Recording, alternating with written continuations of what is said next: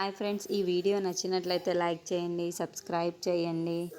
దేవుడికి పూజ చేసుకుందామని చెప్పి సత్య అయితే పూలు కోసుకొని వస్తూ ఉంటుంది. ఇంతలో అక్కడున్న వాళ్ళ అత్తయ్య మాత్రం ఆ పూల్ని కిందకి విసిరేస్తూ ఉంటుంది. అది చూసిన సత్య ఒక్కసారిగా షాక్ అయిపోతూ ఉంటుంది.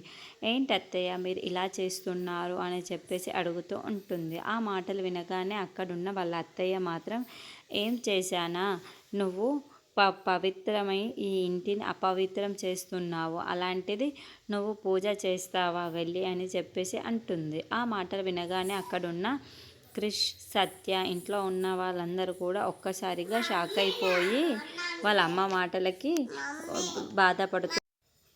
బాధపడుతూ ఉంటారు. ఇంతలో అక్కడున్న సత్య మాత్రం చాలా బాధపడుతూ ఉంటుంది. ఏంటి ఇలా మాట్లాడుతున్నారు అత్తయ్య అని చెప్పేసి అనుకుంటూ ఉంటుంది. ఇంతలో అక్కడున్న జయమ్మ మాత్రం నువ్వేం చెప్పాలనుకుంటున్నావో సూటిగా చెప్పు, అడ్డదిడ్డంగా చెప్పకు అని చెప్పేసి అంటూ ఉంటుంది. ఆ మాటలు వినగానే మీరేం చెప్పాలనుకుంటున్నారో సూటిగా చెప్పండి అని చెప్పేసి అంటుంది. ఇంతలో అక్కడున్న జయమ్మ మాత్రం నువ్వు సూటిగా చెప్పు అత్తయ్య, నీ మీద ఒట్టేసి మరీ చెప్పాలి అని, రేపు బోనాల జాతర కదా, ఆ బోనం ఎత్తుకోవాలి అంటే నువ్వు పవిత్రంగా ఉండాలి. నువ్వు పవిత్రంగా ఉన్నావు అని తెలియాలి అంటే నువ్వు మాత్రం అమ్మవారి మీద ఒట్టు వేసి మరీ నిజం చెప్పాలి, నువ్వు పవిత్రంగా ఉన్నాను అని. అప్పుడైతేనే కదా మేము నమ్మగలుగుతాము.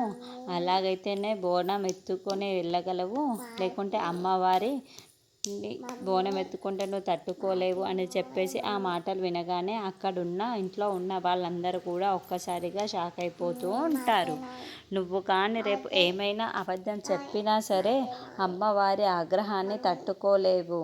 నువ్వు నిజం చెప్పి ఆ అమ్మవారి మీద ఒట్టు వేస్తేనే ఈ ఇంట్లో ఉండగలవు, అలాగే ఆ పూజని జరిపించగలవు. నువ్వే ఏదో ఒకటి తేల్చుకొని చెప్పు అని చెప్పేసి అంటూ ఉంటుంది. ఆ మాటలు వినగానే అక్కడున్న సత్యం ఏం చెప్పాలో తెలియక అలా ఆలోచిస్తూ వాళ్ళ అత్తయ్య వైపుకు చూస్తూ ఉండిపోతుంది.